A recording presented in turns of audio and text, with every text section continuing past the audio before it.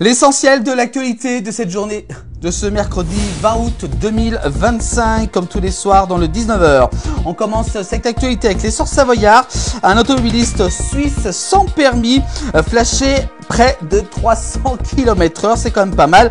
Ça s'est déroulé sur l'autoroute A42. C'est peut-être même la vitesse la plus importante jamais relevée par un radar en France. 300 km/h, ça doit pas être une petite voiture qui devait avoir le Suisse.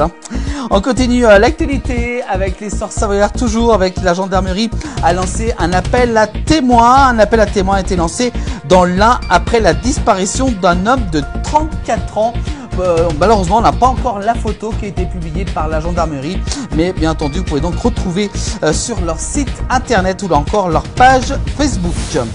On continue l'actualité avec, selon une étude de l'UNEF publiée mercredi 20 août, aujourd'hui, donc le coût de la vie étudiante a fortement augmenté cette année. Elle a même flambé du côté de Chambéry en Savoie, jusqu'à maintenant épargné. Même Chambéry devient très cher. Le coût de la vie universitaire flambe pour la rentrée prochaine.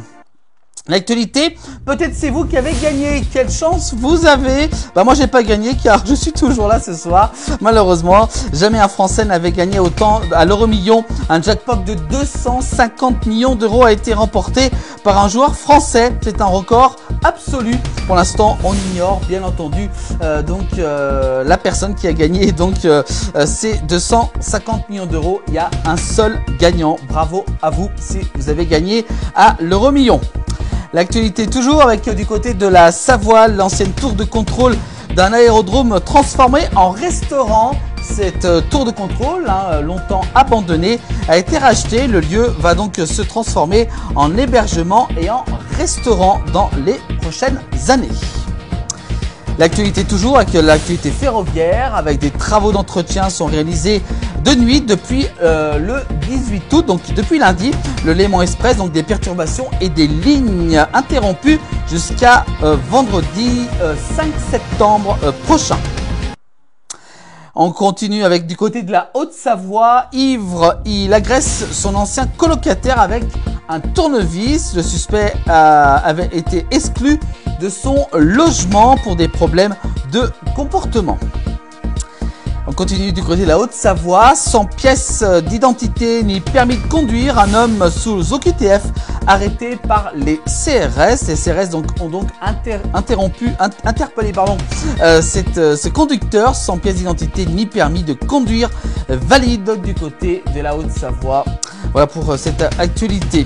On continue également avec la sécheresse. Et oui, la sécheresse de Haute-Savoie passe en état d'alerte renforcée face justement à ce phénomène après les fortes chaleurs connues fin juin et également aussi en ce mois d'août. L'interdiction d'arroser et restriction d'eau, la sécheresse donc s'aggrave en Haute-Savoie. Donc alerte les autorités. On continue avec mercredi 20 août, des vacanciers de confession juive en villégiature en Haute-Savoie ont découvert leur voiture taguée d'un Free Palestine. On peut voir sur ces photos. Une enquête a été ouverte par la gendarmerie.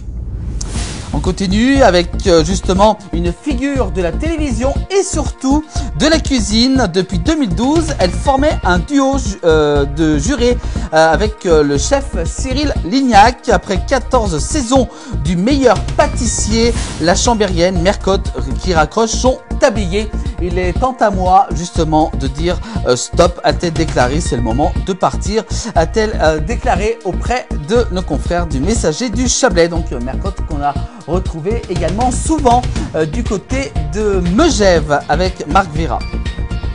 On continue avec également vol de vélo en Savoie, un groupe Facebook pour aider les forces de l'ordre à retrouver les auteurs. Ils mettent des caméras sous les garages pour repérer s'il y a quelque chose à voler.